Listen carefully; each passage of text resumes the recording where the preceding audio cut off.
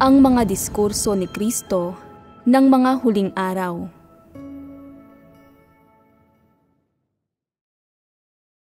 Mga salita sa iba pang paksa. CP.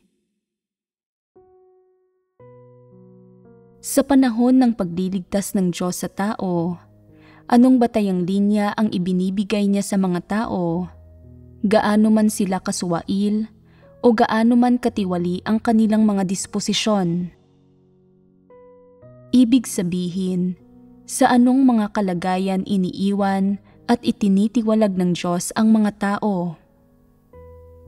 Ano ang pinakamababang pamantayan na kailangan mong maabot upang ikaw ay panatilihin at hindi itiwalag ng Diyos?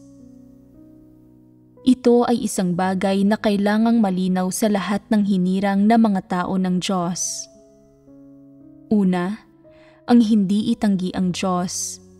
Ito ang pinakapangunahing kondisyon. Mayroong praktikal na nilalaman ang kahulugan ng hindi itanggi ang Diyos. Ito ay hindi lamang pagkilala na mayroong matandang lalaki sa langit, o na ang Diyos ay naging laman, o na ang pangalan ng Diyos ay makapangyarihang Diyos. Hindi ito sapat. Hindi nito naaabot ang pamantayan sa pananalig sa Diyos. Kahit papaano man lang, kailangang kilalanin mo na ang Diyos na nagkatawang tao ay ang praktikal na Diyos. Kailangan ay hindi ka magduda o manghusga. Kailangan ay kaya mong magpasakop kahit na mayroon kang mga kuro-kuro. Ito ang pamantayan sa pananalig sa Diyos. Sa pamamagitan lamang ng pag-abot sa pamantayang ito mangyayari, nakikilalanin ka ng Diyos bilang isang taong nananalig sa Kanya.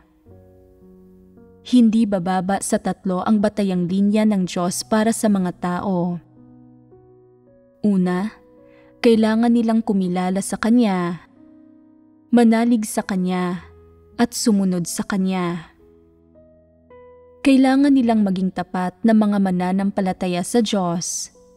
Kailangan nilang gawin ang kanilang mga tungkulin sa abot ng kanilang makakaya, at kailangang hindi sila gumawa ng masama o magdulot ng kaguluhan.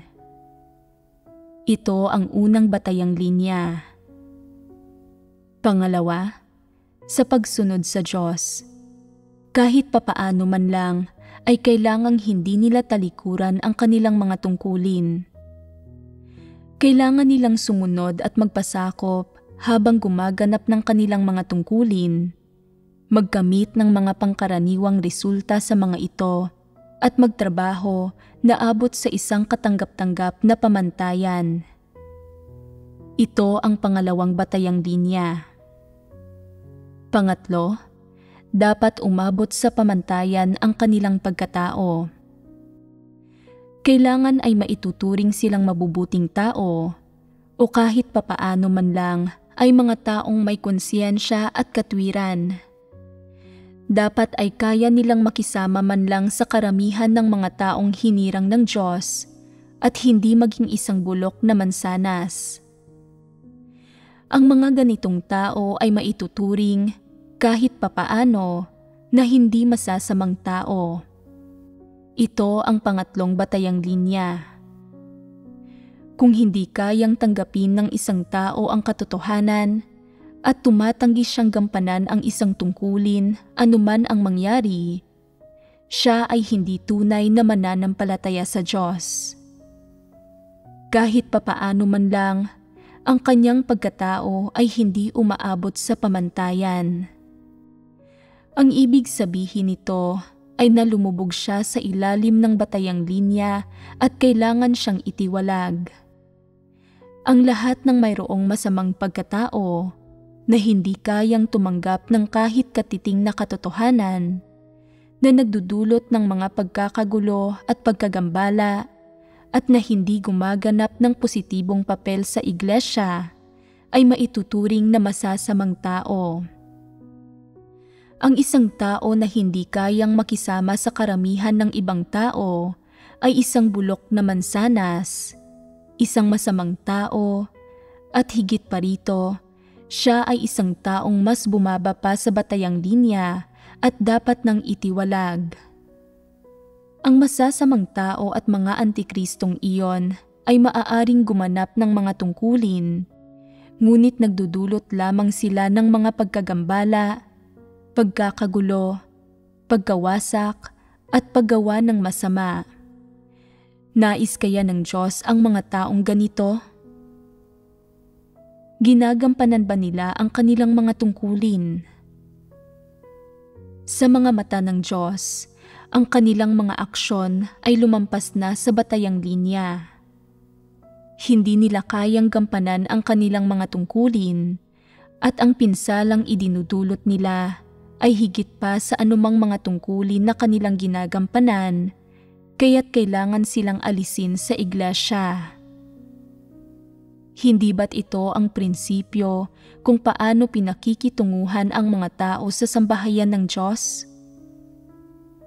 Mayroon na bang sino man na pinaalis dahil siya ay panandaliang nasa masamang kalagayan at naramdaman niya na siya ay negatibo at mahina?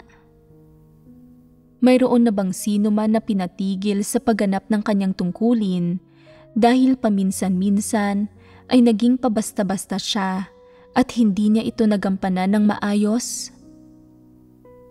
Mayroon na bang sino man na pinaalis dahil hindi mabuti ang mga resultang nakamtan niya sa kanyang tungkulin o dahil naghayag siya ng ilang masasamang kaisipan o ideya? Mayroon na bang sino man na pinaalis dahil mababa ang kanyang tayog at nagkaroon siya ng mga kuro-kuro at pagdududa tungkol sa Diyos? Kung gayon, ano ang prinsipyo ng sambahayan ng Diyos sa pagpapaalis ng mga tao? Sinong mga tao ang pinapaalis at pinahihinto sa pagganap ng kanilang mga tungkulin? Yaong ang nagtatrabaho ay higit na nagdudulot ng kasamaan kaysa kabutihan at napatuloy na nagdudulot ng mga pagkagambala at pagkakagulo. Ang ganitong tao ay hindi karapat-dapat gumanap ng tungkulin.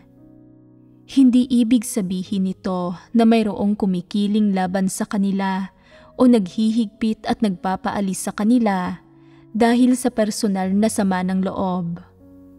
Ibig sabihin nito ay hindi sila nagkakamit ng anumang resulta sa kanilang tungkulin at nagdudulot sila ng mga pagkagambala at pagkakagulo.